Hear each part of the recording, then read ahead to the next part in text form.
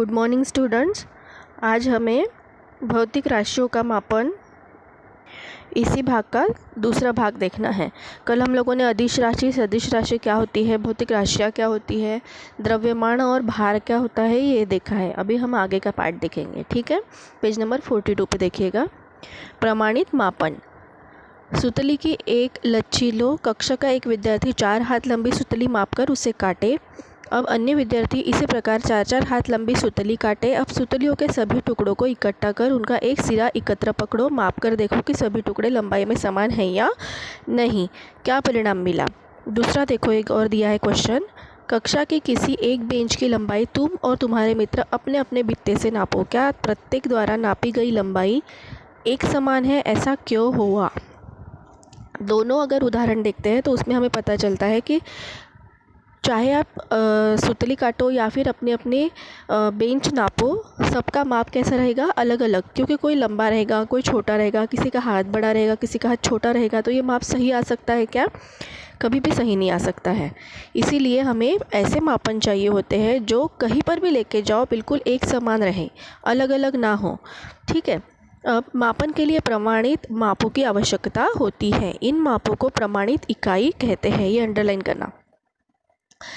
प्रमाणित मतलब क्या हुआ कि जो आप ऐसा माप जो आप कोई भी गिने, छोटा व्यक्ति गिने, बड़ा व्यक्ति गिने, कहीं पर भी गिने, नागपुर में गिने या कहीं भी भारत में गिने या कहीं और कहीं पर भी गिने भारत के बाहर, तो कैसे होना चाहिए, एक समान होना चाहिए, अलग अलग माप नहीं आना चाहिए।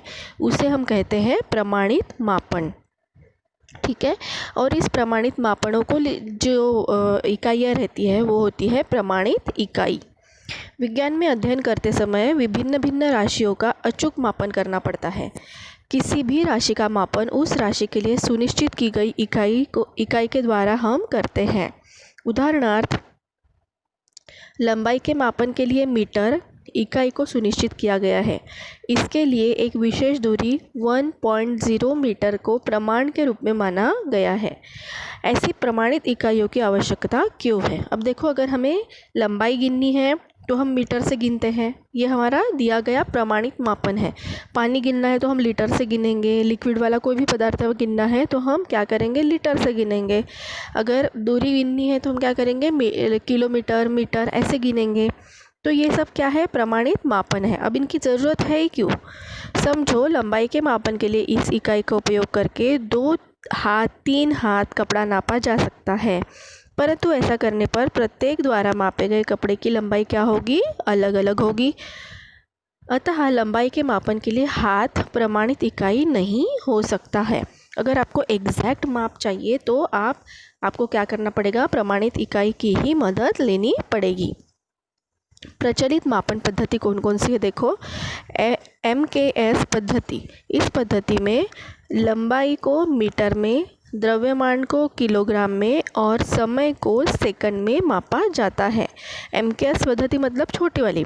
इसमें क्या होता है, मीटर, लंबाई को मीटर में, द्रव्यमान को किलोग्राम में और समय को सेकंड में मापा जाता है। जबकि CGS पद्धति में इसी को काय में गिनते हैं, लंबाई को सेंटीमीटर में, द्रव्यमान को ग्राम में और समय को सेकंड में मापा जाता है। MKS मापन पद्धति में लंबाई, द्रव्यमान और समय को मूलभूत राशि माना जाता है। इनका उपयोग करके अन्य राशियों का मापन किया जाता है। आपको जो नीचे तालिका दी गई है उसका पूरा डिटेल आपको इधर ऊपर लिखा हुआ है। MKS में क्या है, CGS में क्या है, तो आपको ये तालिका पूरी तरीके से भरनी है। ठीक है। भौतिक राशि अनेक है, परंतु उनमें कई राशियाँ एक दूसरे से संबंधित है। उदाहरण, चाल, यह राशि दूरी और समय इन राशियों का अनुपात है। यह तुम पिछली कक्षा में पढ़ चुके हो। चाल के बारे में हमने पढ़ा है, दूरी और उसको समय से भागते हैं। ठीक है। इसी का मतलब चाल, यह राशि दूरी और समय इन राशि का क्या है, अनुपात है। तो इसके लिए अगर हमको चाल की प्रमाणित इकाई निकालना है तो हमें दूरी और समय दोनों का भी इकाई उसको लगाना पड़ेगा। ठीक है। ये हो गया प्रमाणित मापन के बारे में। अब हम आगे बढ़ते हैं। मूलभूत राशि अनेक भौतिक राशियों में से कुछ भौतिक राशियों का चयन करके उनका प्रमाण निश्चित करना पर्याप्त है। उपर्युक्त उदाहरण द्वारा तुम्हें स्पष्ट होगा कि लंबाई और समय इन राशियों का प्रमाण निश्चित करना योग्य होगा। ऐसी राशियों को मूलभूत राशि कहते हैं तथा उनके प्रमाण को मूलभूत प्रमाण कहते हैं। अतः मूलभूत प्रमाण सभी के लिए उपलब्ध होने चाहिए, उनमें परिवर्तन नहीं होना चाहिए। मतलब ऐसी राशियाँ जो मूलभूत है, जिनका अगर हमने प्रमाण निकाल लिया तो उससे हम लोग दूसरी चीज़ों का भी प्रमाण निकाल सकते हैं, उनका भी हम लोग मापन कर सकते हैं। तो ऐसे में उदाहरण के लिए आपको दिया है कि लंबाई और समय ये मूलभूत राशियाँ हैं और इनके जो प्रमाण है वो भी कैसे है, निश्चित है एकदम। तो ऐसे जो मूलभूत राशियाँ होती है ऐसी सभी के लिए निश्चित होनी चाहिए। ठीक है, अब मूलभूत राशि का प्रमाण कॉलम दिया गया है येलो कलर में, देखिए। द्रव्यमान के परिमाण के रूप में प्लैटिनम इरिडियम मिश्र धातु का बेलनाकार ठोस पेरिस के अंतर्राष्ट्रीय भार मापन संस्था में रखा गया है।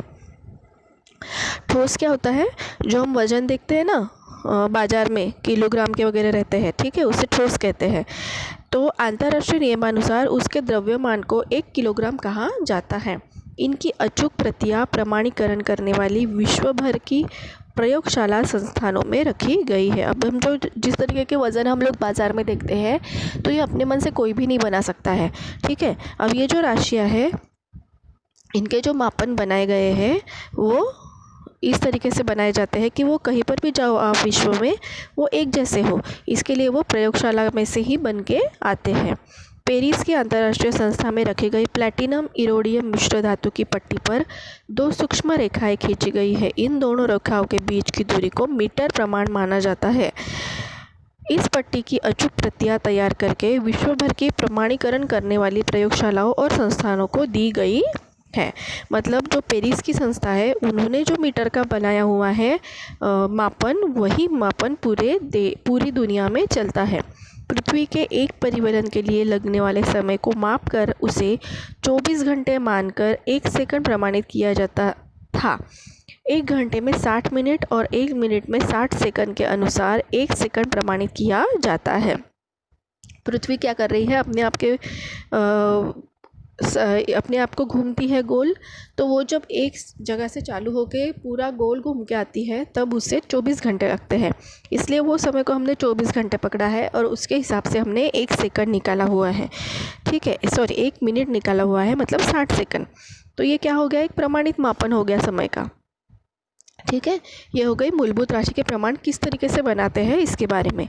अब इकाइयों की अंतर्राष्ट्रीय पद्धति देखते हैं। 7 मूलभूत राशियों पर आधारित इकाइयों की अंतर्राष्ट्रीय पद्धति सिस्टम इंटरनेशनल यानी कि SI। अब तक हमने पहले MKS देखा है, CGS देखा है, अभी SI पद्धति हमको देखना है। वर्तमान में पूरे विश्व में उपयोग में लाई जाती है। इस पद्धति को मैट्रिक पद्धति कहा जाता है। इस क्वेश्चन रहता है हमेशा SI पद्धति या मैट्रिक पद्धति। इस पद्धति के अनुसार मूलभूत राशियों, लंबाई, द्रव्यमान एवं समय की इकाइयों के नाम और चिन्ह तालिका में दिए गए हैं। देखो हम लोग नीचे देख रहे हैं कॉलम, राशि लिखी हुई है, लंबाई, द्रव्यमान और समय, और इकाई का नाम दिया है और इकाई का चिन्ह भी दिया है। ये हमारे पहचान के हैं।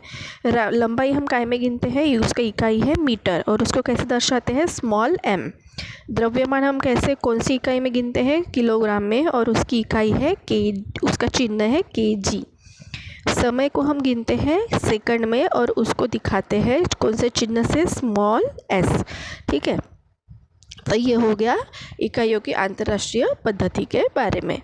अब उसके नीचे जो दिया है जानकारी प्राप्त करो और इतिहास में झांकते हुए, ये दोनों आपके सिलेबस से अभी कोरोना की वजह से निकाल लिया गया है, तो ये हम अभी नहीं पढ़ेंगे और अगला जो टॉपिक है वो हम अगले वीडियो में देखने वाले हैं।